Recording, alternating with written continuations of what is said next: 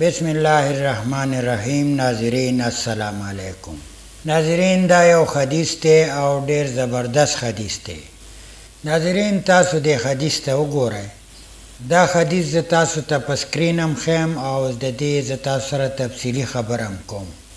دا یو حدیث ته حضرت عباس رضی الله تعالی عنہ بیان کړی دی چې کله به مونږ د قریش یو ډلې سره ملو شو او هغوی په خپلو کې خبرې کولی، نو چې مونږ به ورنږدې شو نو هغوی به خپلې خبرې بند کړي، زمونږ مخکې به هغوی خبرې نه کولی. نو حضرت عباس رضی الله تعالی عنہ فرمایي چې مونږ به رسول الله صلی الله علیه و آله وسلم ته د دې ګیله وکړه چې مونږ کله دې سره ملو شو نو دې مونږ سره خبرې نه کوي، خپلې خبرې هم بند کړي. د رسول الله صلی الله علیه و آله وسلم په دې باندې ډېر خپه شو او وی فرمایل چې زما دې په الله باندې قسم وي چې د هغې پورې به د چا په زړه کې ایمان داخل نشي تر څو پورې چې د الله د رضا دپاره زما د اهل بیتو سره محبت ونه کړي. ناظرین د حدیث ته وګورئ، دا په ډېرو کتابونو کې راغلی دی، خو زما خیال لاسې راځي چې پښتنو وروڼو چېرته په جومات کې به دا حدیث تاسو نه اورېدلی. دا د سوشل میډیا یو برکت دی چې د الله په فضل تاسو ته به هر یو حدیث رسی، خو چې د چا په حدیثو کې دلچسپي وي هله هغه د خپل نبی سره محبت لري، د هغه خاندان سره محبت لري، هغه خلکو ته به انشاءالله ټول حدیث واضحه کومه. د رسول کریم صلی الله علیه و آله وسلم فرمان مبارک دی چې زما اهل بیت سره محبت وکړئ. په دې باره کې ډېر حدیثونه راغلي دي. مونږ به وی دنیا به رالنډه شي، دنیا چې رالنډېږي داسې نه رالنډېده، هغه د انټرنیټ په ذریعه رالنډه شوه. نو ناظرین دا د انټرنیټ برکت دی چې د الله په فضل و کرم سره مونږ د ډېرو حدیثونه خبر شو. ټول کتابونه په نیټ باندې واضحه پراته دي، خو چې د چا شوق نو کتی شي. نو ناظرین حدیث طرف ته راځو. د دې حدیث مطلب دا دی چې د رسول الله صلی الله علیه و آله وسلم واضحه حکم دی چې زما اهل بیت سره محبت وکړئ.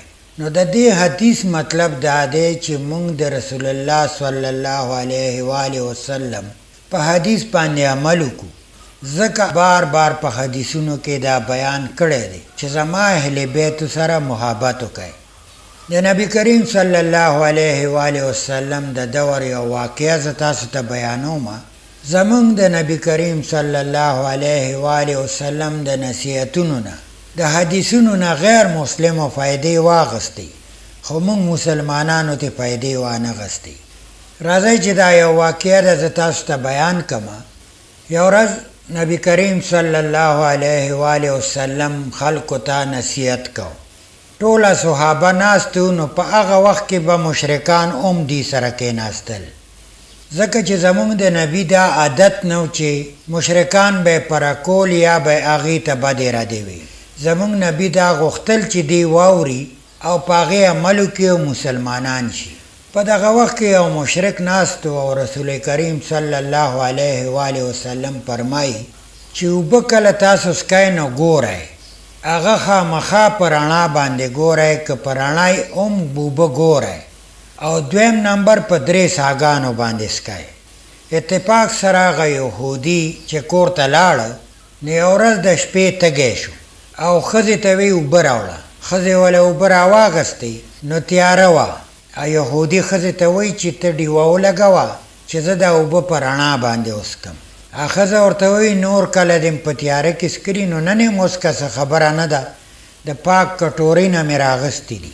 ورته وایي چې نه ډیوه ولګوه، زه دا اوبه ګورم، زه به دا ګورم نو څکم به. ده په خپله هغه ډیوه ولګوله او هغه اوبو ته یې ونیوه. نو په اوبو کې لړم پروت و، بچو لړم پکې پروت و.